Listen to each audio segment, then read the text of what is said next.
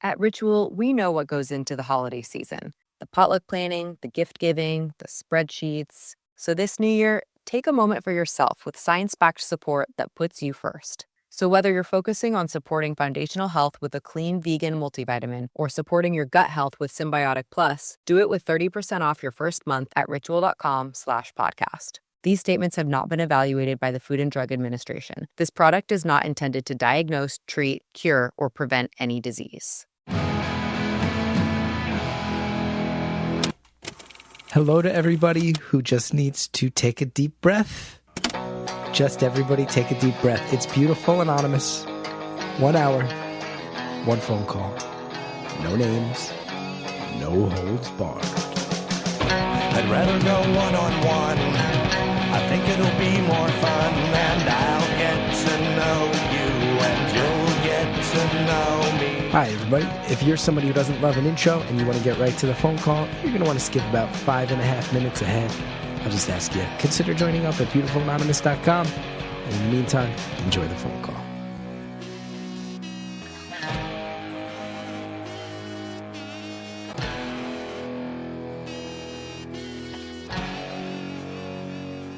Hi, everybody. My name's Chris Gethard, and I always feel lucky to bring you episodes of Beautiful Anonymous. In particular, that is very true today. We have what I think everyone who's listened to the show for any length of time will say is one of the wildest, most challenging calls. But also, it's lovely. It's also lovely in its own right. I'll talk about that more in a second. I do want to let you know I've got some live shows coming up. I'll be back in Morgantown, West Virginia in July at 123 Pleasant Street. I'm doing a show that's very near and dear to my heart at the Newark Public Library in Newark, New Jersey. That's on May 16th.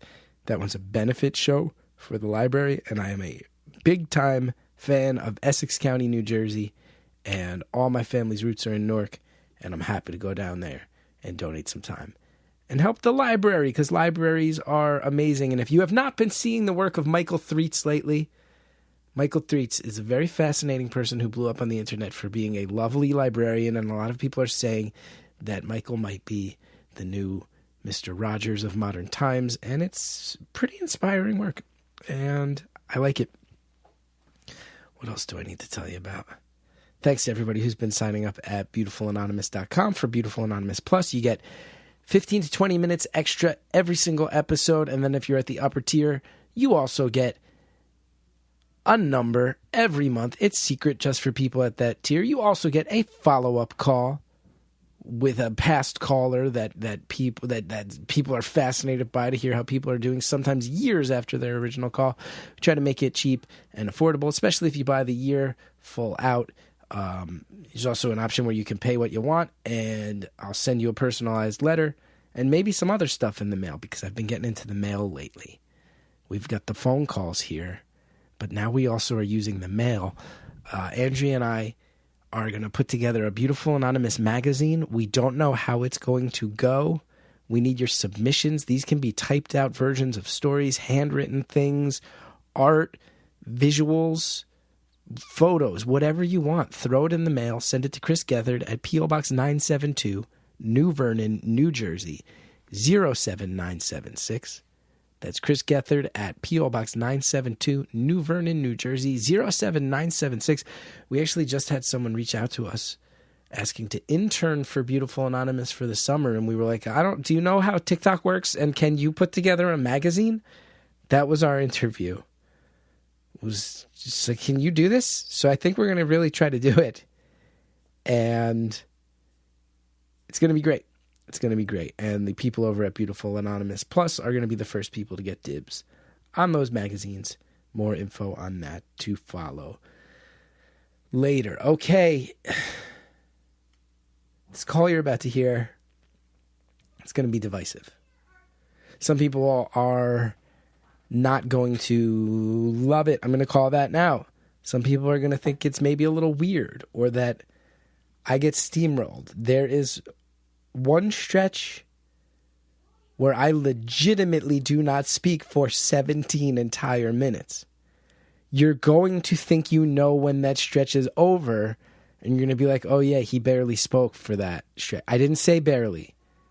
There's a long stretch where I barely speak, and then there's an even longer stretch where I do not speak. And on top of it, our caller is talking about things, and the caller has a sense of humor about it. And I never made an effort to be mean or judgmental, but I did point out it's speaking to a lot of things that some people might call fringe or pseudoscience or parapsychology and things that are out there in what many people might say is left field, but that other people are fascinated by or think there is validity to or pour their hearts and souls into and hang on to. And one of the main things I've learned over this show's existence is that it is not on me to judge. If you listen to the very early days of Beautiful Anonymous, there's a few calls where I get a little judgmental with people, and it always comes off mean and harsh when I've never intended to. It just seems like conversation. What I've learned instead is to provide a platform, to provide a forum, to get out of the way, to be there as necessary. And in this call, this caller had so much to say that for large stretches of it, my presence was not necessary. If you guys are not picking up on what I'm saying, is that this is one of the weirdest calls we've had ever. I'm not even going to say in a long time. I'm going to say ever. But it doesn't change the fact that it was in so many ways a delightful call, and that the caller was delightful to listen to and to hear, and made me feel like I was maybe experiencing reality in ways that I never have before. And maybe that's the whole point. Maybe that's our whole point. I don't know. What I do know is that this one's going to be legendary. This one's going to be divisive. So thanks to everybody over in Beautiful Anonymous, the Facebook community. Everyone take a deep breath before you leave comments on this one. And just assume that the caller's reading and that there's ways to phrase it if it's not your thing that don't cross over into judgmental or mean. Because this one's not for everybody. And I think the caller will be the first to say that. But what the caller has done over the past 35 years is no small feat, and it is fascinating. And yeah, at a certain point, I realized I got to get out of the way. And what I typed in our shared document, Andrea and I typed things back and forth, and we were typing a lot back and forth in this one. And at a certain point, I just typed, you know what? If we're doing this, let's do it. And we did it. And now you get to hear it. Enjoy it, everybody. Thank you for calling Beautiful Anonymous. A beeping noise will indicate when you are on the show with the host. Hello. Hello. Hi, how's it going? Wow, I did it. I actually got through to talk to Chris. You did. You nailed it. Wow. Oh, this is so cool. I've listened to every one of your episodes, and I went back, when I first heard about it and listened to it, it was like, I don't know, the fifth or sixth, something like that. And I went back and listened to them all from the beginning. So That's happy amazing. to be on the phone talking to you. Thanks. Happy to have you. So I'm not going to ask you about all the usual things. Is this Chris? And how is your day? Mm-hmm, mm-hmm. Let's skip all the frivolous nonsense and get to the good stuff. No, those are that's always, right. Yep, I've only got an hour, and it goes fast. I know. It does. It does. So, I've actually talked to you before. I've called in a couple of New Year's resolution episodes. Oh, nice. And I am the author that worked on my book for 35 years and finally published it. That's awesome. Yeah.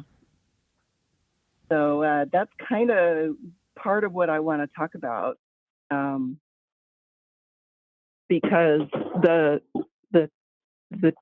topic of the book is pretty much everything that I've been learning about all my life put together into a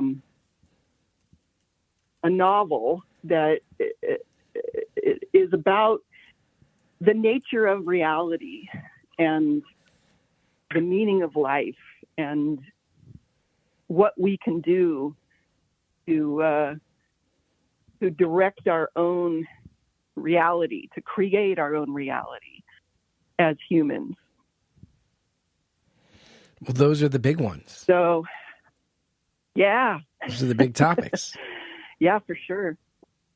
Yeah. And I mean, it's just been all my life, you know, from pretty much like preteen.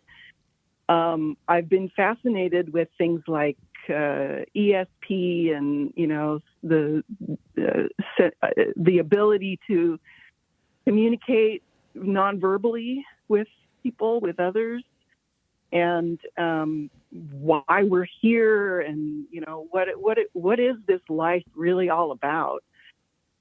So I've read books, and I've listened to podcasts, and I've just absorbed all this information all my life. And I'm not a scientist, or I'm not a spiritual leader. I'm just a regular person like everybody else. But when I was in the origins of the book, the novel happened when I was in college, and I was a art major. That's really how I identify it. I'm an artist. I'm a creator of things, and I love words. I love word play, and I think words are the thing that really makes us human. If a creature can't communicate, then there is no way to connect with others. So our language is what makes us conscious and able to express ourselves and communicate with others. And this concept came to me of the word nowhere. Now, Nowhere. If you break it up into two words, it's now and here, which is kind of the opposite of nowhere. So I started to think, what does that mean, that there's a word that is now and here, which is like the essence of life, is being here, being now. That's what all those spiritual leaders talk about, is how to be here now. But that's the word, when you spell it out, as a word, one word, it's the opposite. It's nowhere. What does that mean to be now, here, and nowhere at the same time? And I started to visualize ways to express that in, visual ways, from drawings and symbols to performance, to dance and mime and music. And all of these different ideas came together, and I started to picture like a multimedia performance all around that word, now, here. And the characters started appearing in this. There became individual characters, and they had names and relationships, and it all started to turn into a book.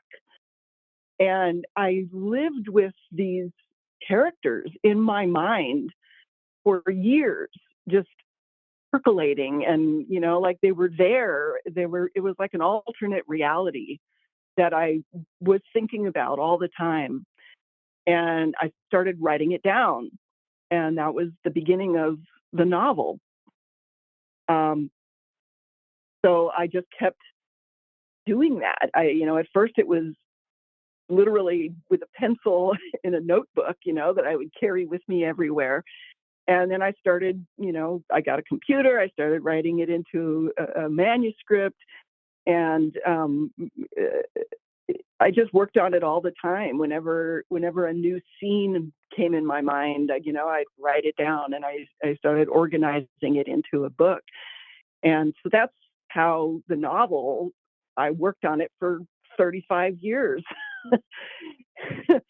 And things would happen in my life. I would, meet a person who would give me some new way of looking at a topic, and, or they would become a character in the novel.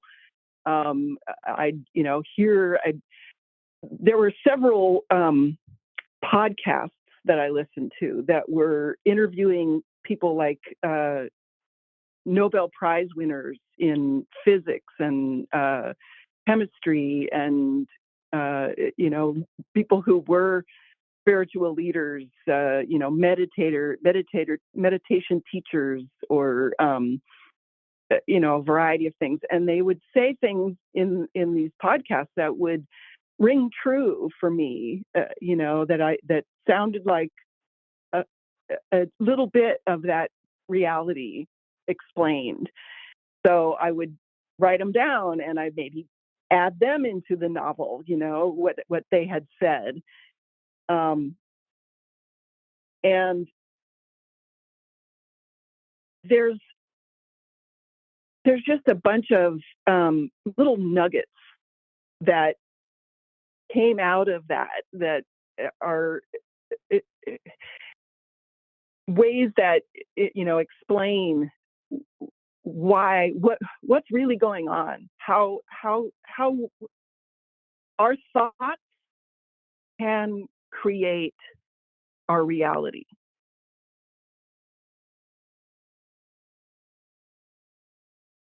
And that is basically the core of the book.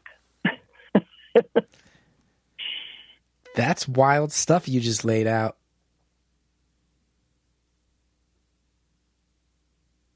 Yeah. That's wild stuff. This is I've a lot of reactions, a lot of questions.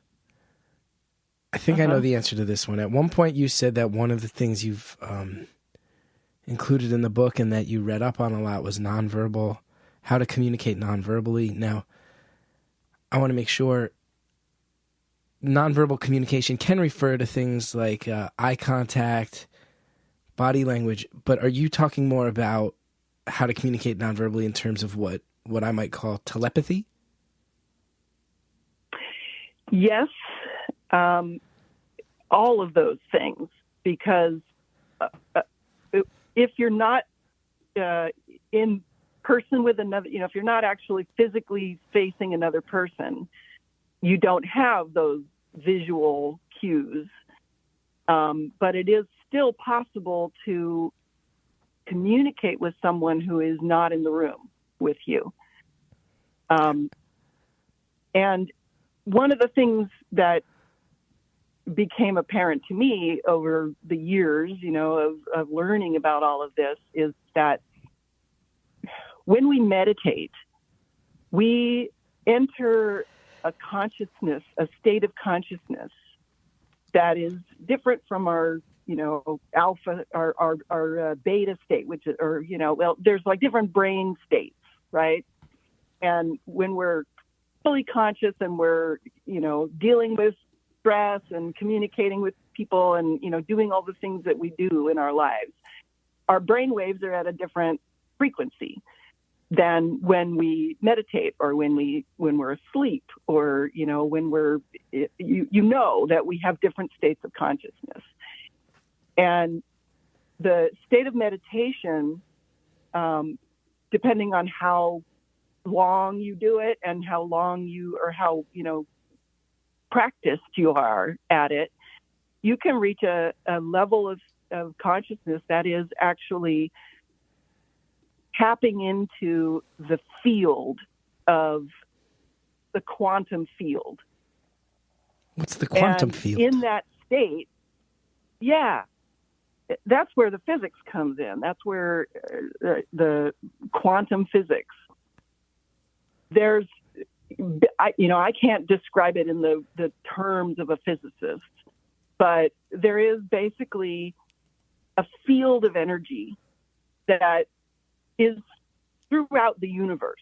It is essentially the consciousness of the universe. And it is where dark energy and dark matter, that whole concept that has been a recent, like within the last 10 years, that, physicists have started to talk about dark energy and dark matter. They don't even know what it is, but they can measure it. It's out there, and it actually it makes up more than 90% of the universe, and we can't see it, we can't perceive it because it's beyond our perception. But it is basically, one of the things that I describe in the book is that everything is conscious. Everything has intelligence, including the universe itself. And you could say that is God.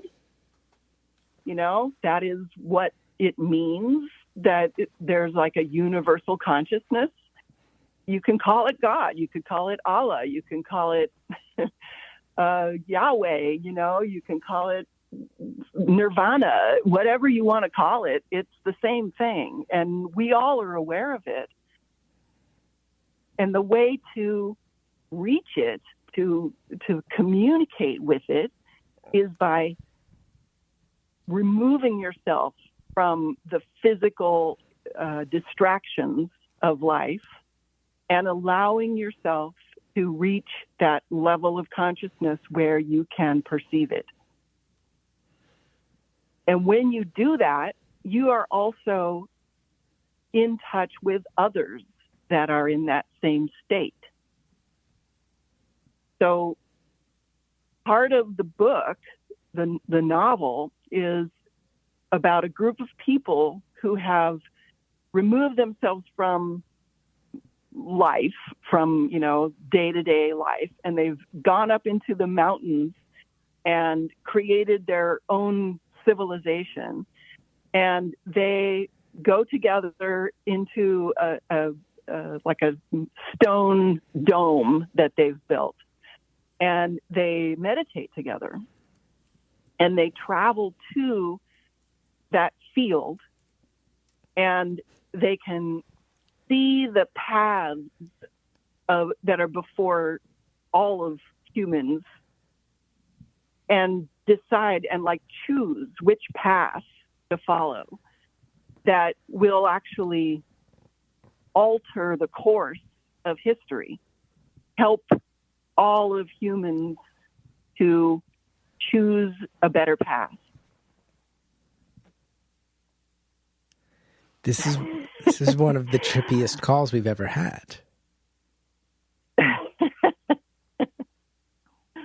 You probably get that a lot in life. I don't actually talk about it all that much. I mean, it's such a, a lot of people would consider it really out there and woo woo, and so it doesn't come up in conversation very often. Do you have a job that you go to? Yeah, I'm actually self-employed. I've been a commercial sign maker for 40 years. And I have a sign shop. So So I'm sitting in my shop right now, and I lock the doors so nobody will come in and interrupt. So you make commercial signs, local businesses, I'm sure all sorts of things. And no one knows that in between sign clientele, when time is slow, you've spent 35 years cranking out a novel about humanity, the human brain, the sides of life that we can't see, in a way that you said woo-woo. A lot of people might say, and I say this without judgment, a lot of people would say fringe science is a phrase that might get tossed around, or things that start to tie into stuff that feels even on the fringe of conspiracy theory at times, or even some cult-like aspects to it. I wonder how you would react to any of those words. Yeah, that is part of the reason why this whole concept is not part of most people's experience, because whenever someone, that has some gravitas, whatever, when a scientist speaks up and says, you know what, I think this is real, that, this is ESP is real, or auras are real, they get torn down. They get shamed for even saying it. So that's what makes it seem, out there and unacceptable, because I don't know, there's always been a sort of in the sciences, it's like we don't talk about God in science. We don't talk about spirituality in the scientific community. They're separate. But the closest that has ever come to being combined is in quantum physics. Because one of the keys to the understanding of quantum physics is that they can see, they can perceive things like atoms and quarks and muons and gluons, and there's all these little tiny, they're so tiny that you can't even see them in a microscope. They can only be perceived by the changes of energy that they create. And quantum physicists have tried to identify these, tiny little particles. And when they find a way to isolate them and perceive them, they change because of that perception, the human perception of those particles causes them to change. Let's pause, because we've got to pause at some point. And the randomness of the quarks and the photons and the neutrons says that now is the time for a pause. So pause we shall, and we will soon be back. Enjoy the advertisements, everybody. I got to tell you, I recently shopped with Quince, and it was awesome. It was easy, it was well organized, and I walked away with a sweater that every single time I wear it, people tell me I look good. And the thing I like about it the most is it's just a well-made, classy sweater that it's never going to go out of style. They just kind of nailed, here's what you want to look like in a sweater as a guy who's got this taste. They really did nail it. I know that's a silly thing to say, but they really, really did. I'm going to be wearing this thing for years. I can already tell. It's my favorite thing. I wore it on Easter when I saw my wife's family. I'm going to wear it every time I need to look nice in public moving forward. That's the Quince experience. Quince has all the seasonal must-haves, like 100% European linen shirts from $30, performance polos, versatile flow-knit activewear. The best part, all Quince items are priced 50 to 80% less than similar brands. because what they do is they partner directly with top factories. That allows Quince to cut the cost of the middleman's out. All the middleman costs get cut out. And guess who they pass the savings on? They pass them on to us, the consumers. And Quince, by the way, only works with factories that use safe, ethical, responsible manufacturing practices, along with premium fabrics and finishes, which is super, super important these days. You have to look into where you are spending your money. And again, if you ever see me in a gray sweater in public and you're like, dude, Gethard, looking good in that sweater, it's the sweater I got from Quince. And like I said, the site's well organized, prices are great, style works for me, and I know it's going to for years. Absolutely nothing but glowing things to say about working with Quince. Upgrade your wardrobe. Go to quince.com/beautiful. You'll get free shipping on your order and 365-day returns. That's QUINCE.com/beautiful. You'll get free shipping and 365-day returns. Quince.com/beautiful. If you're listening to the show, you probably know that I am the parent of a kiddo. He's about to turn 5 this week, actually, as I'm recording this. We're 2 days away from his birthday. And if you're also a parent, you know these vitamins out here, man, they're basically just candy in disguise. Just overzealous amounts of sugar. You look at the ingredients list, and a lot of times there's a lot of chemicals in there which cannot be healthy. Just a lot of junk that kids shouldn't be eating, let alone when they're trying to take their vitamins. And that's why Hi-Ya was created. It's a pediatrician-approved, super-powered, chewable vitamin. My son's been taking them. He loves them. He loves them as much as those gummy vitamins, and we remove so much of the nonsense from the process. Most children's vitamins have 5 grams of sugar, and they can contribute to health issues. Hi-Ya is made with 0 sugar, 0 gummy junk in there, but it tastes great.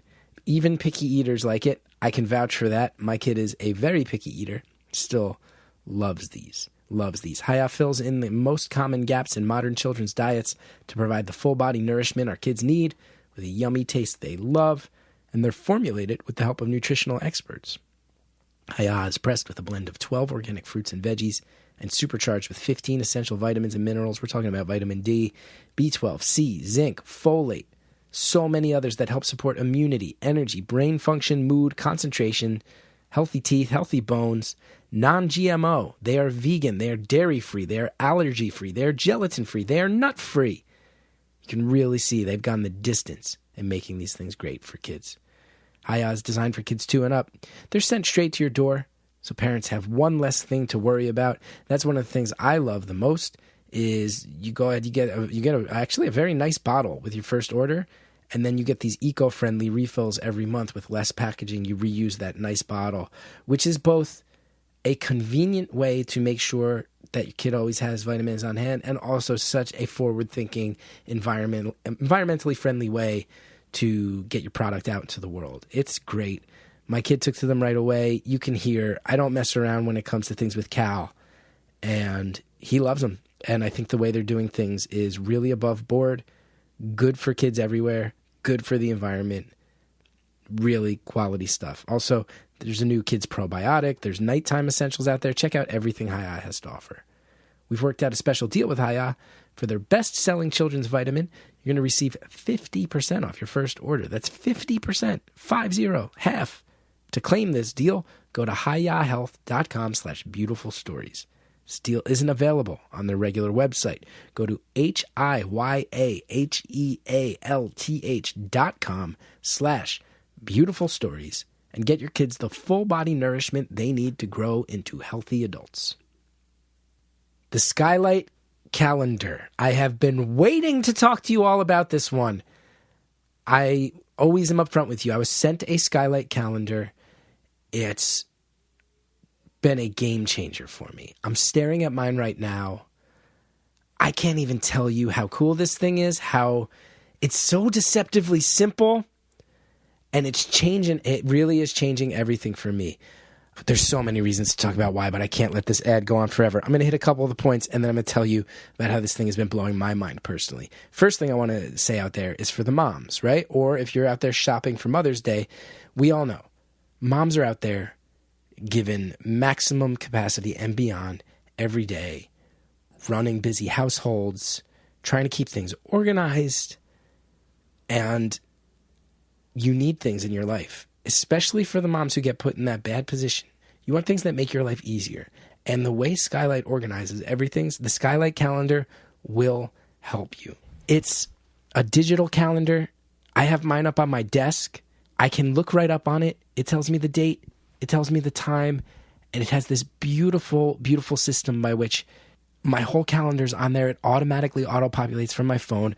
A red bar rolls down throughout the day to let me know what time we are at, and I can see my appointments coming up hours ahead of time and just keep track with simple visual check-ins from where I'm sitting. There's sections for to-do lists. There's sections for chore lists. You can get your photos up on this thing.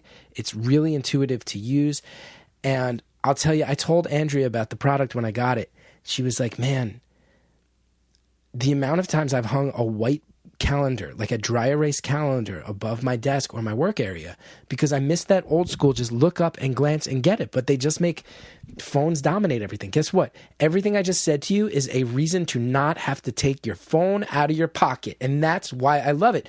Oh, I'm filling something out. I need the date. How do I do it? I always get my phone. I need the time, my phone, my calendar, the phone, my photos, the phone, my to-do list, the phone. No. It takes all these things that usually help keep you anchored and tethered to your phone and instead says, hey, we've got a simple system where you just look up from wherever you are and you can see it across the room. It's big enough. And you can tell when you have new appointments coming up. All of it's right there. And it's been a game changer for me, legitimately, and I would not lie to you guys about that. It's super easy to set up and use. Took me about 5 minutes, and I'm not good with stuff like this. Syncs events from existing calendars, Google, Apple, Outlook. You can also add things directly using the touchscreen, the calendar itself, or there's an app, and all those calendars you link, they show up as you update them. You can get the 10-inch or the 15-inch. The 15-inch, you can mount that one right up on the wall. It can mount on the wall, sort of stay out of the way and just be there for you to check in with. And you can also turn it into a digital picture frame when it's not being used as a calendar. There's also a 100% satisfaction guarantee. If you don't love this thing, you're going to receive a full refund. There's a 120-day money-back guarantee and free returns. But I'm telling you, if you are at all like me, it's within 2 days of setting it up, I said, I feel so much more free. As a special limited time offer for our listeners, you get 15% off your purchase of a Skylight calendar when you go to skylightcal.com/stories. That's SKYLIGHTCAL.com/stories. Mother's Day is coming right up. Order today. Get 15% off your purchase at skylightcal.com/stories.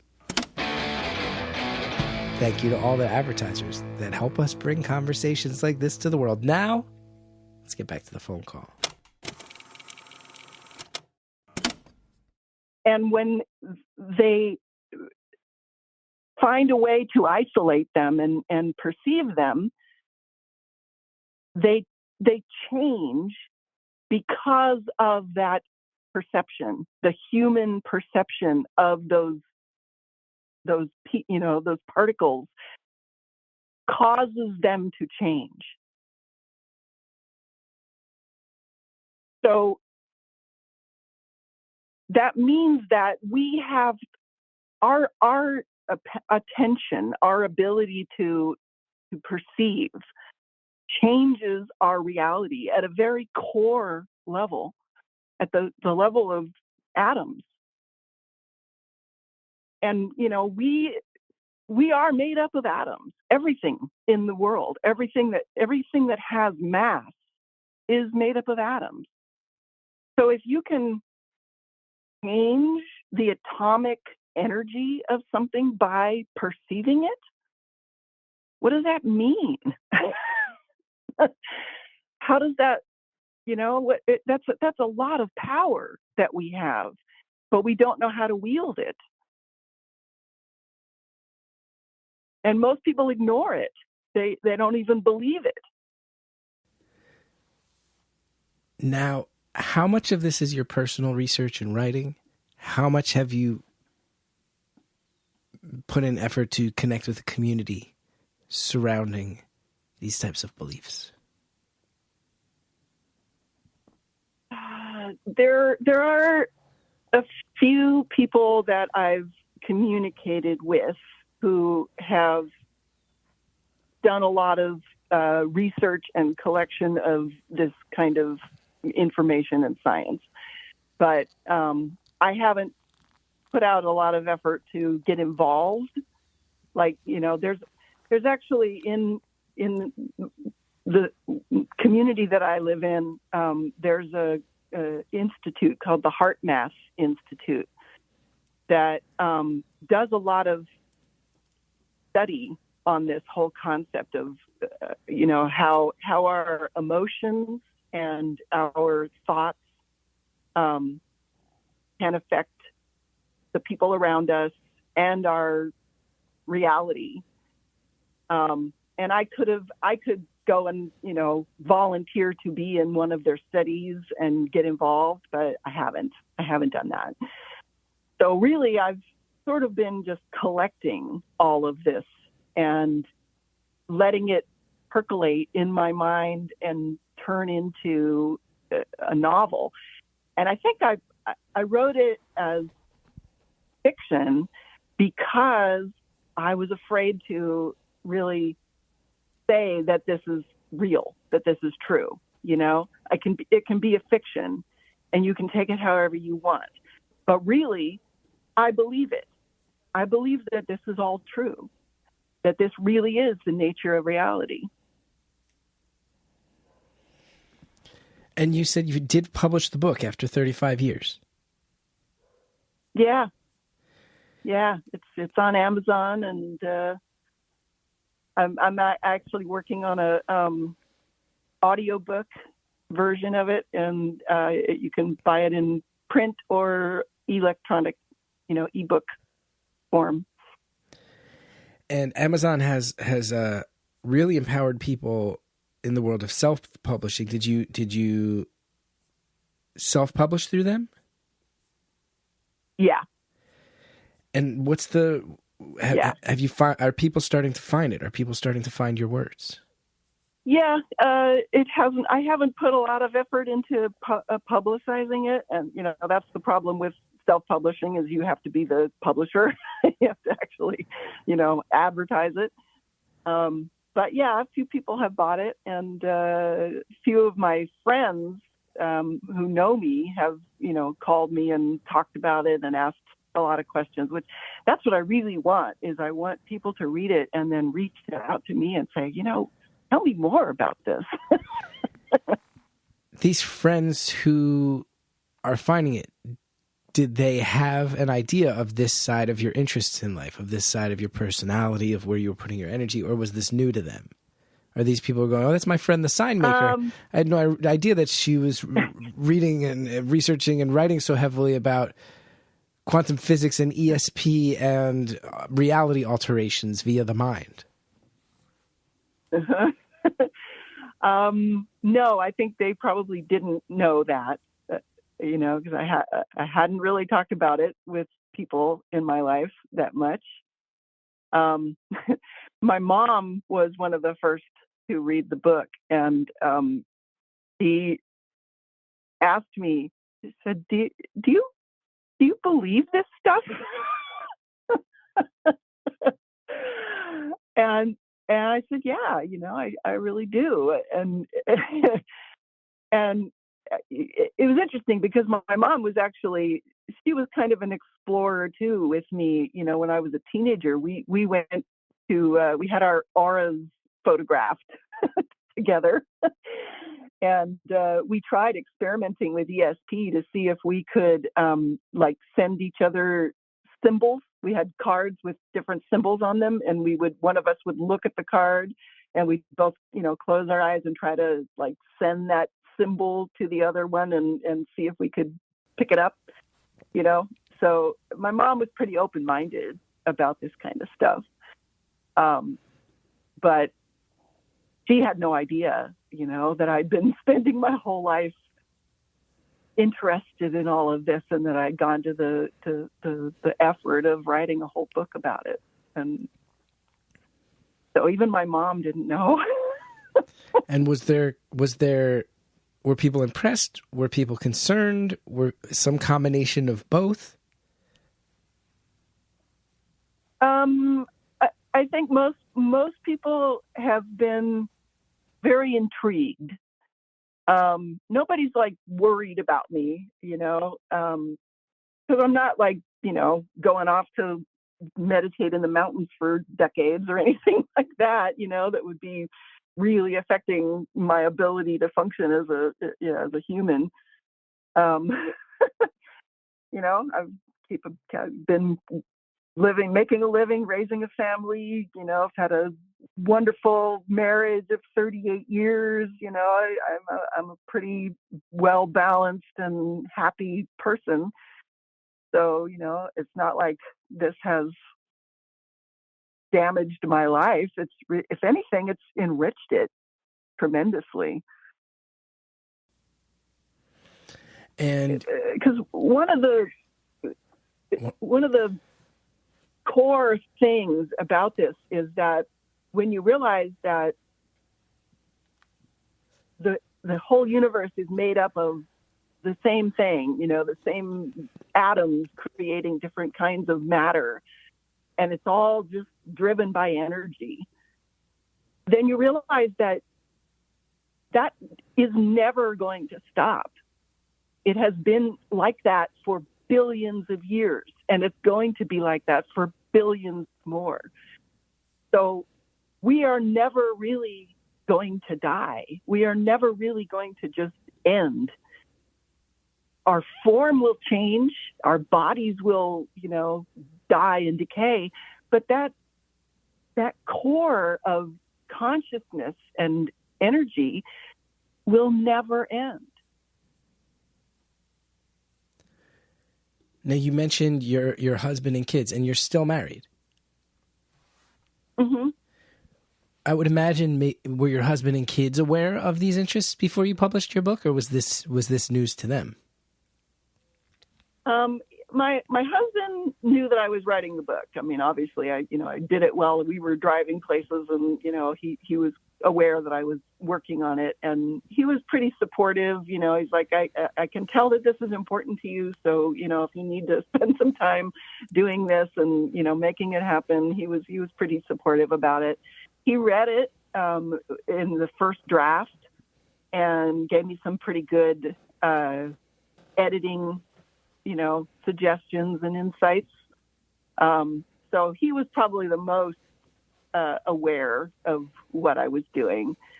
He is not a real spiritual seeker. He does. I mean, I'm sure he thinks about these things, but we don't talk about it really. We've done some pretty cool things together, like going to Sedona, and there's a place out near where I live called Elfland that is a place where people go to sort of like get in touch with the other realms, and it's a really cool place. And we've done a lot of that, exploring together. So my son doesn't really read that much. He's a performer himself, and he moved away to Portland, Oregon a couple of years ago. And when I published the book, I offered to send him a copy, and he's like, Mom, I'm probably not going to read it. So he hasn't read it, and we haven't ever talked about it.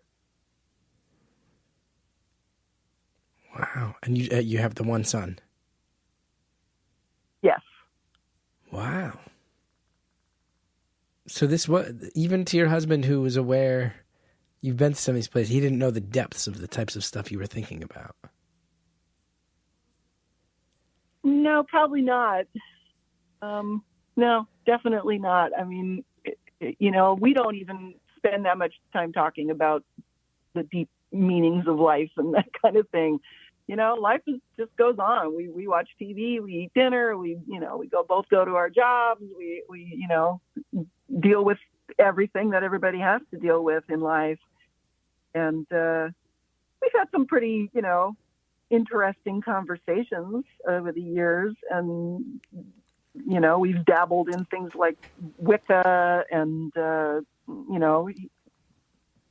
we celebrate the Jewish holidays, the main one, the major ones, with family. And, that's about the extent of our religion is, we don't go to temple. We don't,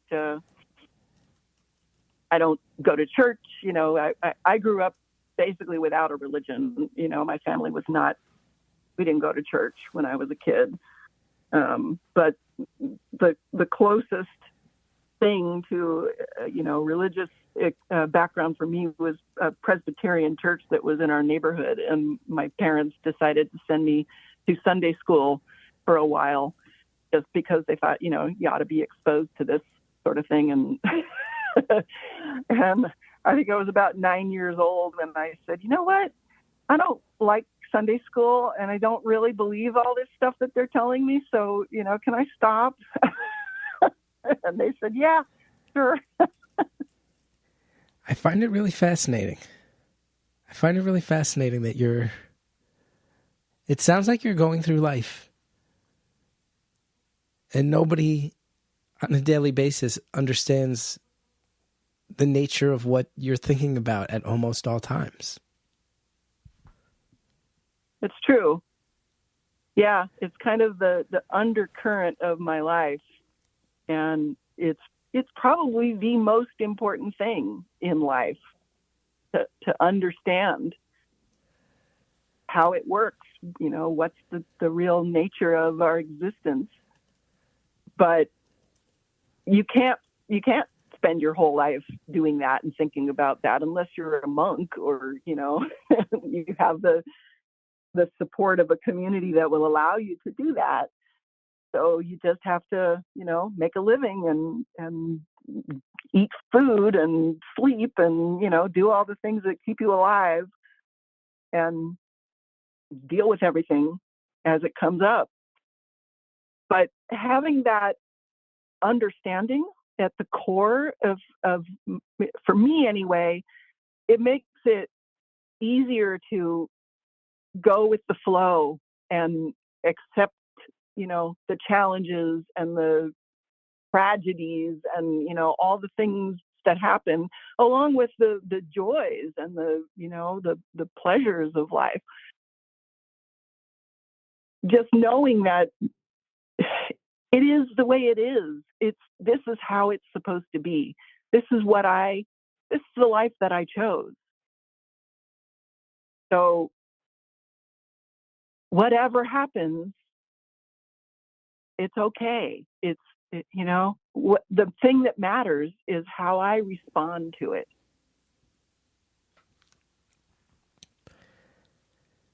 I wonder, when you find information, and it sounds to me like you really feel in your heart that you found a lot of stuff that is reflective of or related to the meaning of life itself, that other people are not seeing or not admitting to or not open to. And you're connecting a lot of dots from these disparate areas. It seems to me like gaining that knowledge and feeling like you are learning about the meaning of life itself would in many ways be very liberating. But hearing that it's the undercurrent of your life and that it's not necessarily shared with anyone around you makes it sound like it could be very isolating and lonely. And I'm wondering if both of those things are true, if either rings true. Yeah, that both of those are true. You're very intuitive, Chris. That is very true. And I've often thought, it's like we all a lot of people, I don't know, and I can't say everyone, but I think most of us want to know what is my purpose for being here? Why am I here? Why am I in this? Why am I alive? And most of us don't ever pursue that to the extent of, changing your life to express your purpose. And I've often thought that my real purpose in this life is to share all of this with the world, And I could do that as, you know, have my own podcast. I could, you know, be interviewed on all these other podcasts, other spiritual, you know, oriented podcasts. I could write a book that is not a fiction, but, you know, the true story of how I put all of this together, and, you know, and with sightings of all the research and the, you know, other visionaries and leaders who have talked about all of this. I could get more involved with groups like the HeartMath Institute, or, you know, I could name a whole bunch of people around the world who have done that. And, you know, I could get more involved with that whole community. But that would mean really changing my life, the direction of my life. I wouldn't be able to do that and run a sign shop and, you know, make a living doing that. And my husband might even reject me if I did that. You know what I mean? It's like, it's a real commitment to change the focus of your life like that. And I just not ready to do that. Once again, we have to pause. And my guess is this, is that those of you who are feeling this and enjoying it, you need a little break every once in a while. Because we're getting lost in the caller's reality, which is a pleasant reality to get lost in. But you need a little anchor back to our pre-existing reality. And I think the advertisements in this episode are the anchor we need. Enjoy them. Use the promo codes. Helps the show when you do. We'll be right back. My old friends at Storyworth. Storyworth is an advertiser that I've spoken so genuinely about over the years. I've also seen so many people who will tweet at me or leave comments in the Facebook group when holidays come up saying, what's the thing where you get to ask the stories and do the book and this and that? This is it, everybody. So if you've been waiting to hear this one come back up, this is it. This is Storyworth. It's awesome. Every single week, Storyworth emails your loved one a thought-provoking question. You can help pick it out if you'd like. I did it with my dad, and it was so cool. I got to ask questions about his childhood. I found out about an uncle who lived with his family for a while that I never knew about. I found out about trips he took as a kid that I don't think I ever would have heard about if not for this. And he got to write them all down, and we got to connect on that. Storyworth makes that writing process a breeze. My dad is not the most extroverted guy, but this little project made it easy. It made it easy for my dad, my loved one, to just respond to an email with a story. It doesn't matter if it's long, if it's short, just get it out. And when it comes in, you're emailed a copy of that response. It goes on for a whole year. You get to enjoy the retelling of the stories that you know and be surprised by stories you've never heard before. And after that year, Storyworth does this incredible thing. They compile your loved one's stories and photos into a beautiful keepsake hardcover book that you can share and revisit for generations to come. You can keep a copy of it for yourself. I will tell you, I am looking to my right in the office where I tape every episode of Beautiful Anonymous, and just to my right, there's on the shelf 3 copies of the hardcover book. And one of those is for me, one of those is for Cal, one of those is for my nephew, Rory. And it's a hardcover book of stories that my dad did via Storyworth. And I cannot stress enough, if I had one of these from any of my grandparents before they passed, it would be one of the most deeply meaningful things to me. And the fact that I have it from my dad allows me to have this sigh of relief, this feeling that his stories are going to live on in a way that my grandparents' stories didn't, because Storyworth wasn't there. And my grandparents were not the types of people to sit and write and espouse their thoughts. There wasn't this thing that allowed it to happen. And the fact that my nephew and my son will have those stories is just so meaningful to me. There's a reason that families love Storyworth. There's a reason why Storyworth has more than 25,000 5-star reviews on Trustpilot, with millions of stories preserved since they were founded over 10 years ago. It's great for Mother's Day. Great for Mother's Day. Give all the moms in your life a unique, heartfelt gift you'll all cherish for years, Storyworth. Right now, save $10 on your first purchase when you go to storyworth.com/beautiful. That's storyworth.com/beautiful to save $10 on your first purchase. I'm somebody who gets down sometimes. I'm not going to lie. I've been a little bit down today. And I know how it can affect your life And I remember that feeling when I would get down and it would become cyclical and I wouldn't know how to break the cycle. And for me, eventually, to go find a therapist. Now, this was 25 years ago when that was really daunting and an uphill battle and a climb and effort and scary. And I'm so happy to tell you it doesn't have to be like that today. One of the reasons why is Talkspace is here. Talkspace makes it easy. Talkspace helps you find a therapist you like, and they help you find a therapist who lets you do it on your terms, which is so beautiful, so eye-opening, and such a good change. It's convenient. You meet online. You can do it from your home. You can do it from your car. You can do it from wherever you're most comfortable. And that can make such a huge difference. Maybe seeing a therapist or a psychiatrist would be helpful to you, and you know it, but you don't have the actual time to buckle down and figure out how to find one, and let alone how to afford one. Talkspace is here, okay? They do everything online. Talkspace makes getting the help you want easy, accessible, and affordable.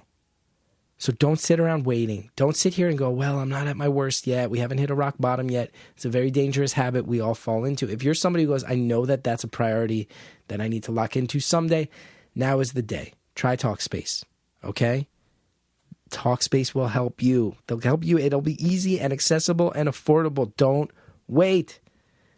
You can sign up online and get a personalized match with a provider that's right for you. That usually it happens within 48 hours.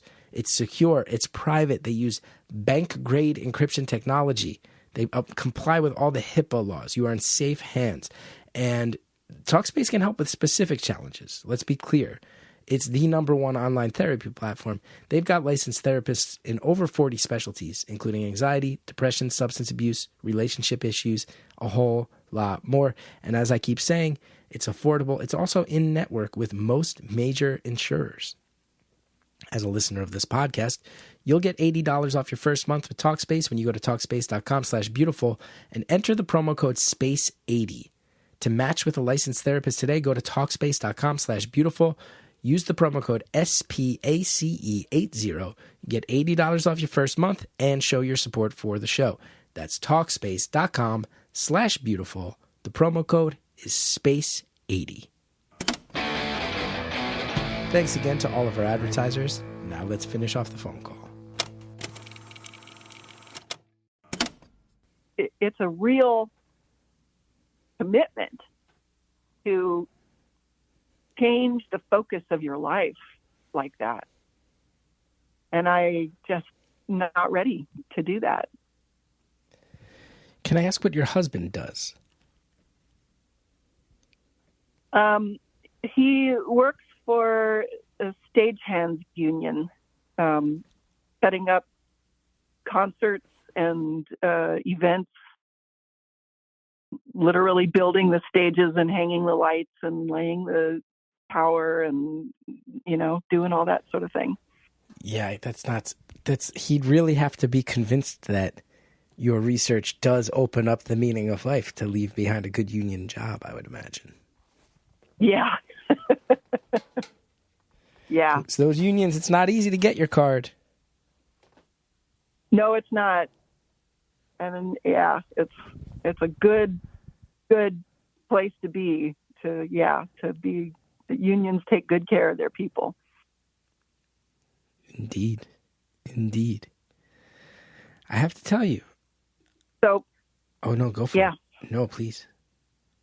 Well, I was gonna offer to read a few little excerpts from the book.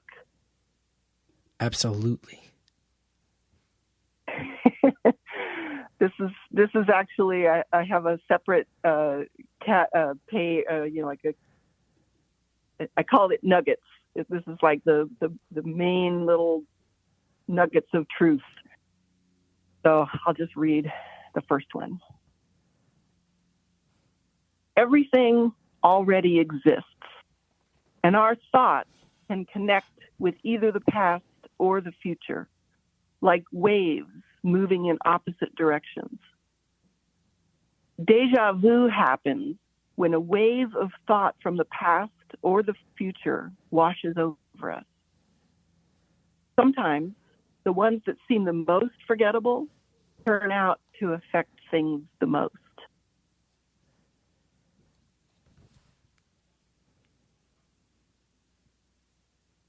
That's not bad. And the next one is, there is no such thing as a vacuum. Even the space between the stars is actually a sea of quantum energy fields. The Heisenberg uncertainty principle describes that subatomic particles cannot be precisely measured or located because they are constantly in motion. So their existence is always uncertain, always a potential reality. As those particles move, they create a spray of virtual particles that blink in and out of existence. And even though we can't perceive them, we can affect them just by thinking about them. The same field exists between the atoms that make up all matter.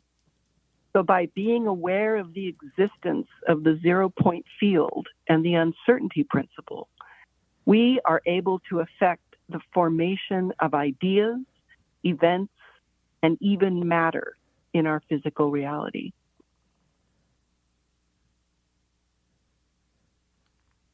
This is wild shit. I'm listening.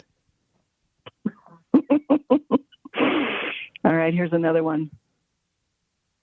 All things, everything in the universe has consciousness, has intelligence, down to the tiniest photon, and all the way up to the infinite universe. Because it's all a matter of scale. It's all layers of reality inside each other. We are part of a living being, just as we have cells in our bodies, which are made up of atoms, themselves comprised of neutrons and electrons. And every one of those elements has its own consciousness, its own purpose for existing. We are quite literally one with the universe. Our inability to recognize that fact has allowed us to abuse and exploit this creature we call Earth. And we do not yet know whether we will be able to save her. We've got 17 minutes left, and however much of that 17 minutes you want to be taken up with these readings, it is your call. I will finish the 17 minutes with this. This Great. is perfect. I'll shut up. I can't believe it's already been that long. Yeah, I'm going to keep my mouth shut. All right. Okay. This moment is intentional, and we are creating it right now together. Each of us is here for our own individual reason, and collectively, it is to learn, grow, and create together. The same thing is true of every being on this planet. There is an evolutionary shift in progress, away from fear and toward love, away from the illusion of separation and towards the knowledge of the interconnectedness of all life.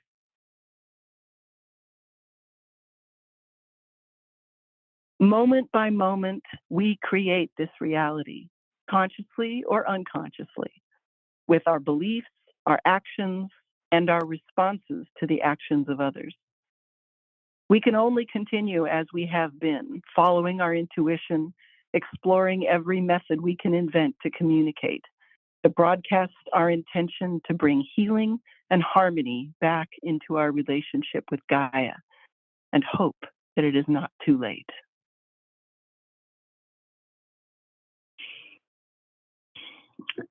A virtual organism, excuse me, okay. A virtual organism is created whenever a group of conscious beings focuses their attention on an idea, or a company, or a political issue, or an individual. That focused attention has an energy of its own and behaves according to the intention of those who created it, to promote an idea, support a company or cause, or cheer at a performance.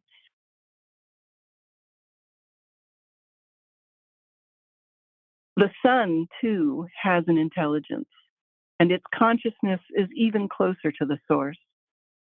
Stars are truly the source of all life in the universe. When the sun slams two particles together, a little bit of mass gets emitted as energy. Protons get smashed together and combine, creating energy, the heat that we feel. A star smashes little atoms like helium together to make bigger atoms like carbon and oxygen, and each collision generates some energy, which keeps the star going. Stars live by this process of sticking nuclei together, and the bits of mass that they emit are the stardust that makes up all of the planets and all of the matter that we see, including you and me.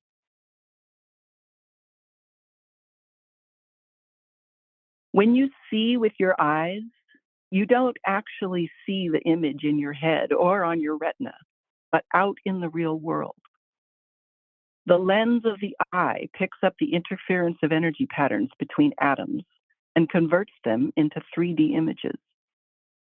In the act of observing, you are transforming the timeless, spaceless world of interference patterns into the concrete world of space and time.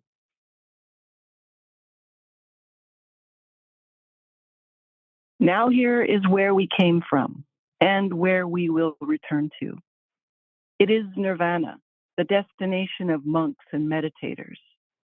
It is neither a time nor a place, but a state of consciousness where humans are able to comprehend the true nature of space-time, that all of time is now and all of space is here.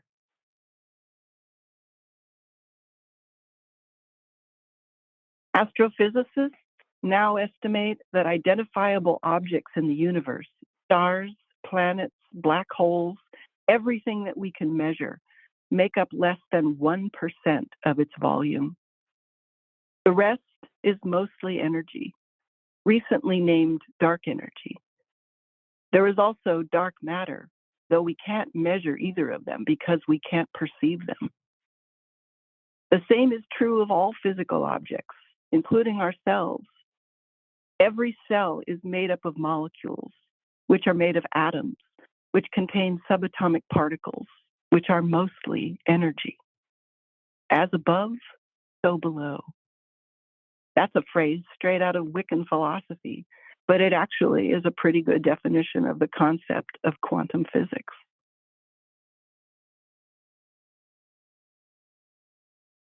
Another way to picture the structure of reality is like the microbiome. At this moment, right now, right here, there are more organisms living inside your intestinal tract than there are humans on the earth. Mine too. We are each like our own planet with our habitat on the inside. They thrive as long as we live, and we would die without them. It's a symbiotic relationship. Of course, some of them are harmful, and if they begin to grow out of control, they can kill us. The beneficial bacteria actively suppress the harmful ones, so if we give them a good environment, they will keep us healthy in return. Everything we do and everything we think, especially everything we think, affects all of life, not just on our planet, but through every layer of existence.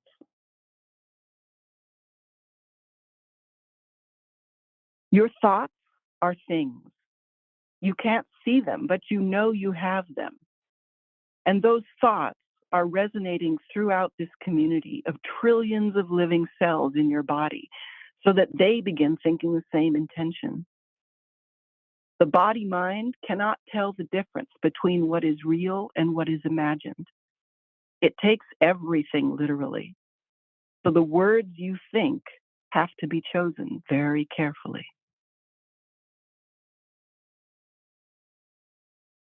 From the beginnings of human social consciousness, we have tried to explain to ourselves why we are here, what life is all about, how we came to be. All of the prophets and messiahs tried to explain that there is a universal power that connects all of life, and that love is the way for humans to tap into that power. But the patriarchal religious leaders that rose up could not allow the people to follow their own hearts and find their own individual spiritual understanding. So they martyred the messiahs and created God in the image of man, a fearsome, vengeful father figure that demanded faith and strict adherence to a set of rules designed to separate people from direct connection to the divine and guide society toward acceptance of the ruling class. For thousands of years now, the image of a God watching from up above has dominated the religions of the world. But the truth has always been that God, or the goddess if you prefer, is beneath us and around us in the beauty of nature and Mother Earth, the planet that gave us life and that we cannot live without. Whatever it is, humans can sense the intelligence and power that is so much older and larger than we are. And we need to give it a name so that we can begin to understand it. So we call it God, Allah, Jehovah, Yahweh, the Creator, Mother Nature, the Goddess, or Gaia.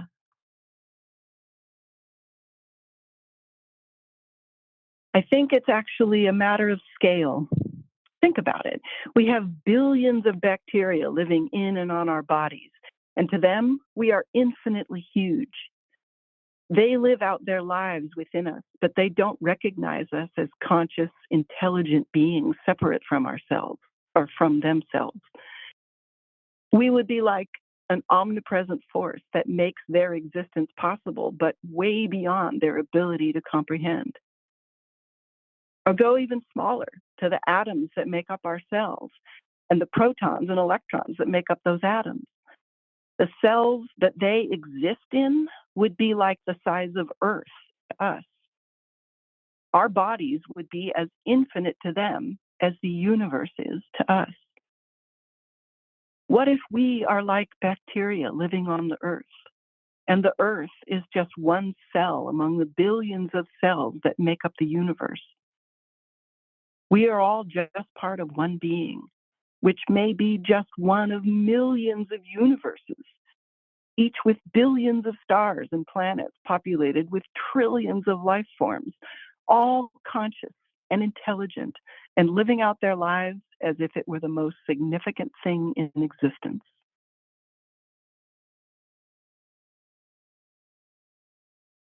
Thoughts definitely have energy. When we observe subatomic particles, their behavior changes. Their consciousness and ours connect, however briefly, and they go from being in a state of constant change, impossible to locate precisely, to becoming a static, identifiable particle, even if only for a tiny fraction of a second. On the quantum level, the consciousness of the observer actually brings the observed object into being. Nothing in the universe exists as an independent thing until it is perceived. We may not be consciously aware of it, but we actually create our reality. Experiment after experiment has recorded evidence of this interaction. I have come to believe that there is a field, call it the photon field, that encompasses all subatomic particles, all of the elements that we can't see, except for their effect on matter and energy, and on equations. Emotions intensify the speed and force with which photon particles move. Negative emotions like hate, anger, and fear are repellent and incoherent, but positive ones like desire, passion, and love are magnetic and inspiring to others. Photons emit in all directions, like light, but intentional visualization can focus them on a target. Words are like mirrors that can refine photons into a laser beam and send them in a particular direction, including into the minds of others. If you can describe your vision clearly or create a physical thing that others can understand and feel passionate about, their thoughts will focus and join with yours to create a powerful photon beam.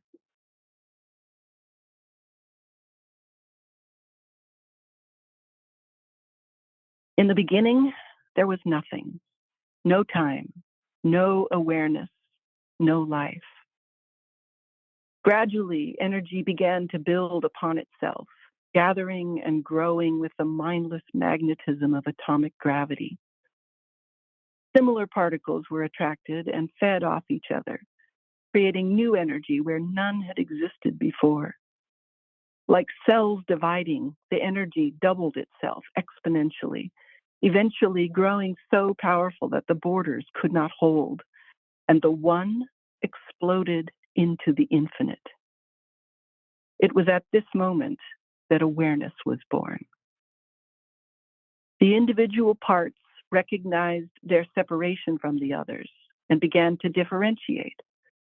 That process is repeated and echoed in billions of different ways as each energy being expressed.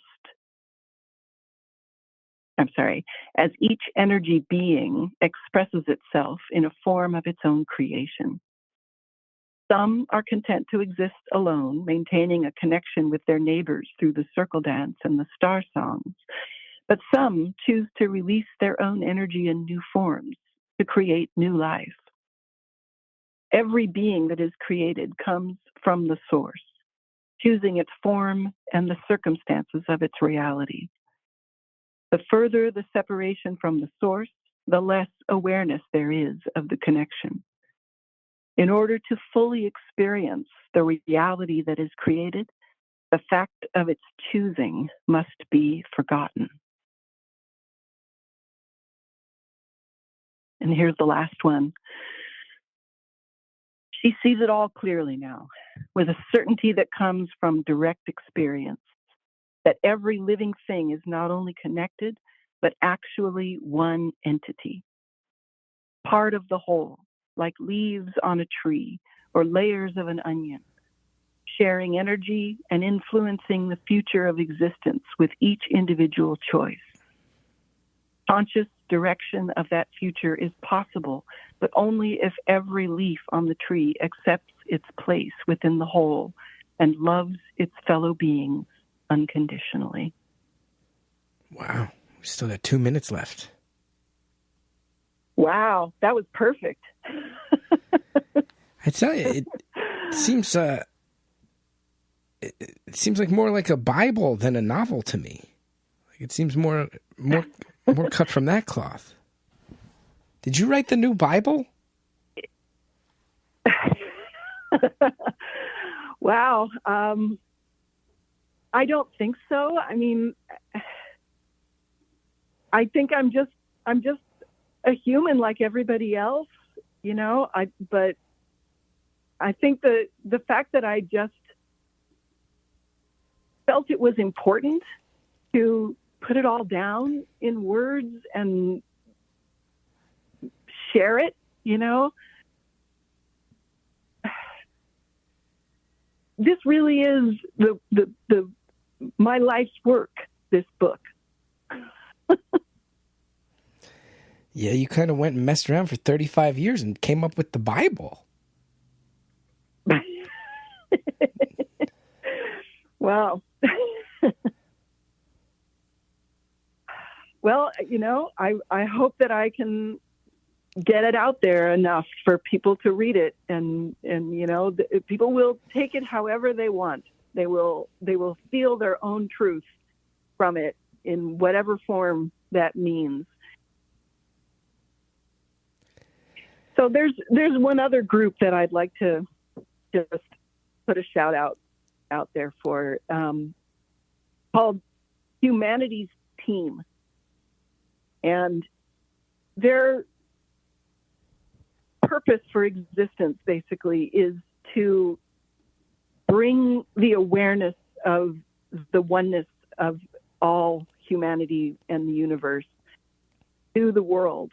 They want to spread that knowledge and help everyone to see their connectedness and understand that, you know, that is really what life is all about.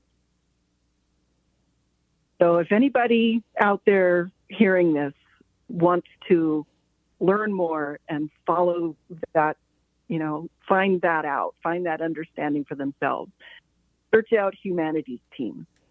And they have all kinds of programs and master classes and presenters, spiritual leaders and scientific leaders and all kinds of people involved in Humanities Team. All right. And a lot of what's in my book came from those people. Okay, Humanities Team. And I have to tell you, with that, our time is up on the free feed. So goodbye to everybody who's been listening to the regular Tuesday audio drops. And now I'm very excited for this with you. 5 random questions about other aspects of your life. Are you ready? Cool. Yeah.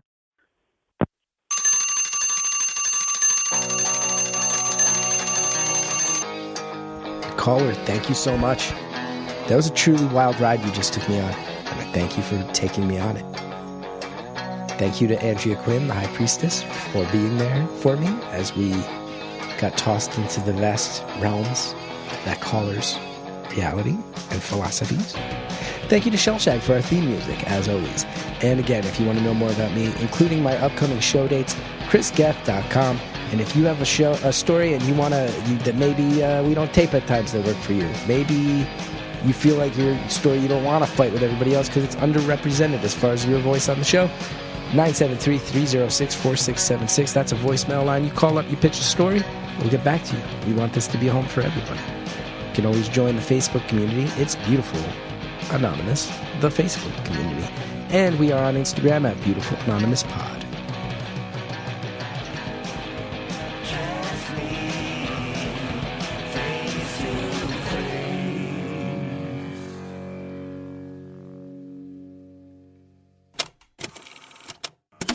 This week on Beautiful Anonymous Plus, here's some of what you'll get from the 5 questions.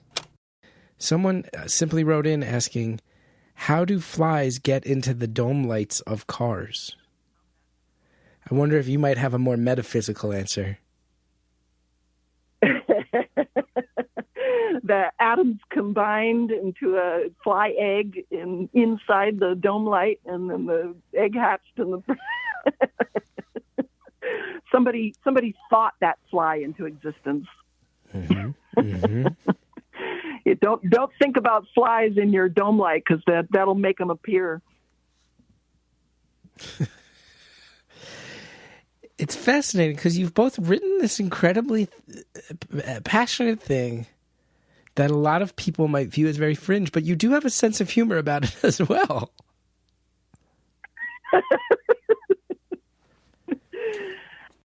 Yeah, humor is important. You got to laugh about it, man. It's like, if you can't laugh about it, it'll take you down.